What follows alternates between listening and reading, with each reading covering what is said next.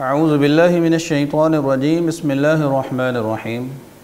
معزز ناظرین، انسان کی طبیعت کے اندر غصہ موجود ہے۔ یہ غصہ کبھی اللہ تبارک و تعالیٰ کی حدود کو پامال کرنے پہ آتا ہے، کبھی انسان اپنے جذبات کی وجہ سے غصے کے اندر چلا آتا ہے۔ اللہ کی حدود کو پامال کرنے کی وجہ سے جو غصہ آتا ہے وہ تو اچھا ہے۔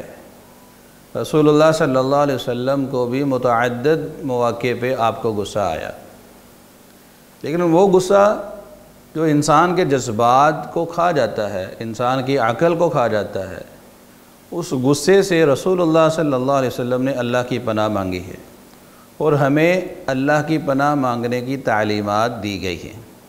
آپ صلی اللہ علیہ وسلم نے ارشاد فرمایا کہ غصہ شیطان کی جانب سے ہے، لہذا تم میں سے کسی کو غصہ آئے تو اس کو چاہیے کہ اعوذ باللہ من الشیطان الرجیم پڑھ لے۔ ایک حدیث مبارکہ کے اندر آپ صلی اللہ علیہ وسلم نے ارشاد فرمایا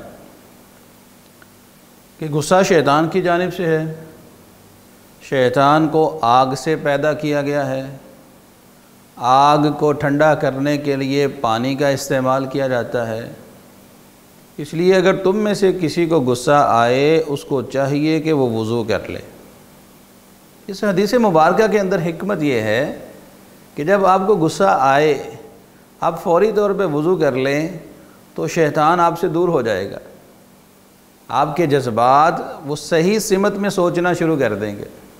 ایک حدیث مبارکہ کے اندر آپ صلی اللہ علیہ وسلم نے فرمایا کہ جب تم میں سے کسی کو غصہ آئے اس کو چاہیے کہ وہ کھڑا ہو تو بیٹھ جائے، اگر بیٹھا ہو تو لیٹ جائے، گویا کہ اپنی اس حالت کو بدل لے جس حالت کے اندر وہ موجود ہے۔